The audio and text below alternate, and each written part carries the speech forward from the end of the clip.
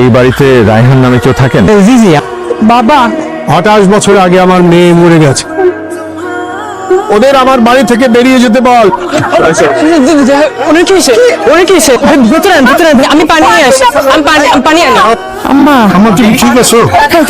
আম্মা,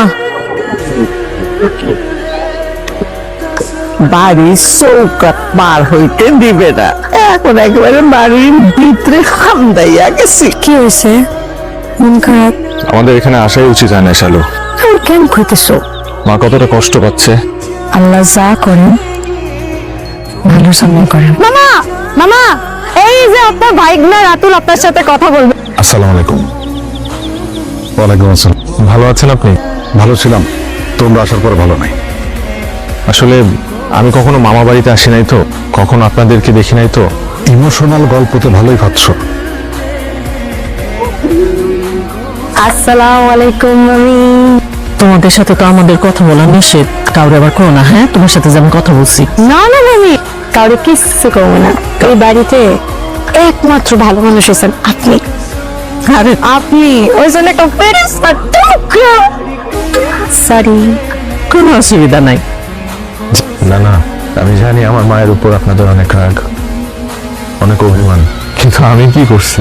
আমার অপরাধটা কি? এই প্রথম আমাকে দেখলেন, একটাবার তো বুকে জড়ায় নিতে পারতেন। আমার জন্য আপনাদের এত অপমানিত হতে হচ্ছে। এতগুলা বছর যখন তুমি আর আমি একা ছিলাম, তখন কই তারা তো কোনো খবর নিতে আসে নাই। আমি রহমান বাড়ির মান সম্মান ধুলায় মিশিয়ে দিয়ে তোর বাবার হাত ধরে চলে গিয়েছিলাম। এরা তো আমাদের সাথে ঠিকঠাক মতো কথাই বলে না। আরে আমার মায়ের সাথে পুরো ভাব জমায়ে ফেলছি। মামিরে আমি তো পুরো বাগে নিয়ে আসছি। ঝামেলা হচ্ছে আসল দুইজনই তো কথা বলে না। তোমার বিয়ের সময় তো আমি ছিলাম না, এটা তুমি রাখো, আমি খুব খুশি হব। নূপুর, এই পরিবারের সম্মানের প্রতি যার কোনোদিন কোনো খেয়াল ছিল না তাকে বলে দাও, সে যেন জোর করে এই পরিবারের অংশ হওয়ার চেষ্টা না করে। সে যে পরিবারে চলে গিয়েছিল তাকে সেখানে যেতে বলো। আমার মায়ের অপরাধ কি? আমার মা আমার বাবাকে ভালোবেসে বিয়ে করছে, এটা তার অপরাধ? অপরাধের প্রায়শ্চিত্ত তো পাইতেছেই। গত 28টা বছর সে একা একা থাকছে, আপনারা একটা খোঁজ নেন নাই আমার মায়ের। আমার নিজের বোনকে এতটা বছর পর দেখছেন, একটাবারও কি একটু মনে হলো না একটু সুন্দর করে কথা বলবেন? না তুই কেন চুপ করবো মা? আমার মায়ের তো অনেক দোষ আপনাদের চোখে, তাহলে আমার চাচাদের কি দোষ? আমার চাচিদের কি? তাদের সাথেই ধরে আচরণ কেন করছেন? যেমন মা, তার ছেলে তো এমন বেয়াদবি হবে।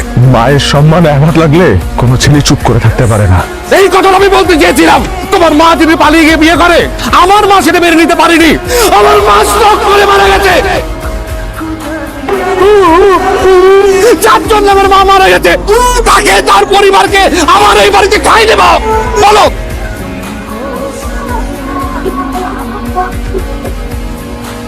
তুমি এমনি করো কিছু না না না, পা টিপে দিতেছিলাম। না, পা টিপতে হবে না, তুমি যাও। এতক্ষণ যে দিলাম তখন তো কিছু কই না। এই পা টিপে কোনো লাভ নেই। লাভ হবে না কেন? এটা কাঠের পা, আমার একটা পা নাই। হ্যাঁ, বাজারে ব্যাগটা দাও, বাড়িতে এতজন লোকজন আসছে। বাজারে যাইতে হবে না, বাজার আমরা করে নিয়ে আসছি। আপনারা কি ভাবছেন এই বাড়ির সবার মন বললেও আমার মন কখনো বলবে না?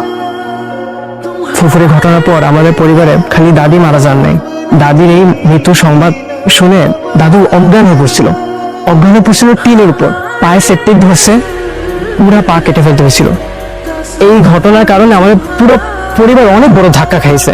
আব্বা দাদির মৃত্যু এখনো ভুলতে পারেন নাই, প্রত্যেকদিন কবরে গিয়ে কান্নাকাটি করে। যে তোমার মৃত্যুর জন্য দায়ী, তাকে তুমি ক্ষমা করতে পারি না। দাদির কবর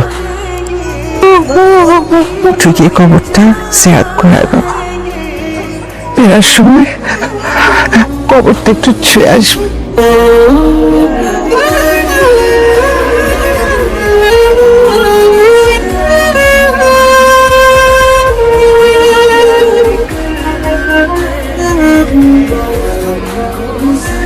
কাদামাটি মা, এটা কাদামাটি না বাবা, এটা আমার মায়ের ছোঁয়া। আমাদের আসলে এখানে থাকাটা ঠিক হচ্ছে না, চলে যাওয়াই উচিত।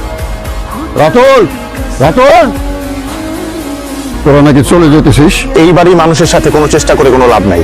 আমি আমার মায়ের অনুরোধে অনেক বছর পর আমার দাদা বাড়িতে গেছিলাম প্রথমবার। আমি ঝাল খাইতে পারতাম না, তারা আমাকে মুখে তুলে খাওয়াই দিছে, কিন্তু তারা একটাবার আমার সাথে বাজে আচরণ করে নাই। কিন্তু এই বাড়ির মানুষজনের তো মনেই ঝাল। আমার জীবনে আমার মাকে আমি সবচেয়ে বেশি সম্মান করি এবং সবচেয়ে বেশি ভালোবাসি। আর মার সাথে যদি কেউ খারাপ আচরণ করে আমি কিন্তু তাকে ছেড়ে দিব না। আমার আপন ভাইটা নাই রে, কিন্তু তুই আমার আপন নই না।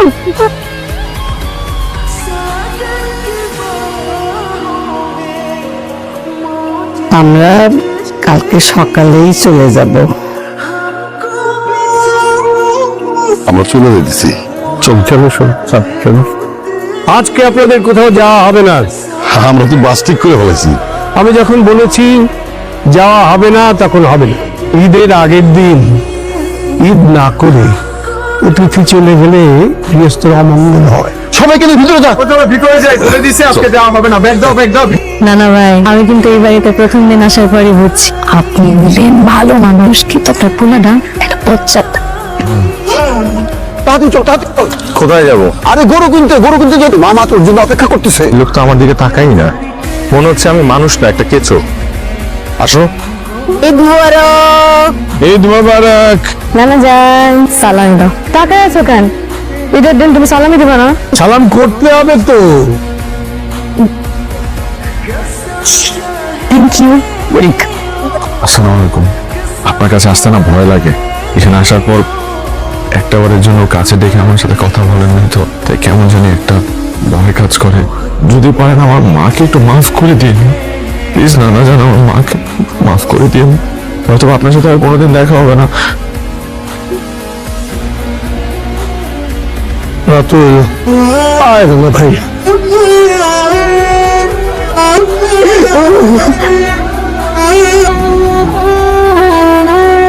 মা,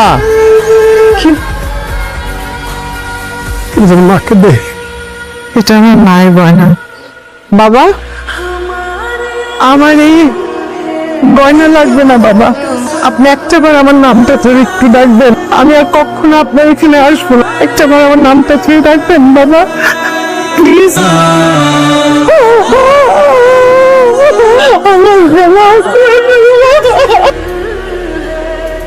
খুব ভালো, সবাই মিলে গেল আর ভিলেন হলাম আমি। আব্বা, আজকে অন্তত আমাকে কিছু বলতে হবে। বুবুর কারণে আম্মা মারা যাওয়ার পর বুবুকে সবচেয়ে বেশি মিস করতে হবে। বুবু ছিল আমার বন্ধু, আমার খেলার সাথে। না বুবু, আমি তোমাকে কোনোদিন ক্ষমা করতে পারবো না। এখন কেন মাফ চাও? হ্যাঁ, তোমার ছেলে একবারও আমার কথা মনে পড়ে নাই। এবার আম্মা নাই, তুমি নাই, আব্বা অ্যাক্সিডেন্ট করে দিশা নাই, সব সামলাইছি। তোমার একবারও মনে হয় না এতটুকু ছোট্ট ভাইটা কি রয়ে সব কিছু সামলাইলো। মানলো আমি না হয় পাশান, আমি পাথর। তুই তো অন্তত একবার আমাকে জড়াই ধরে মামা ডাকতে পারছি। মামা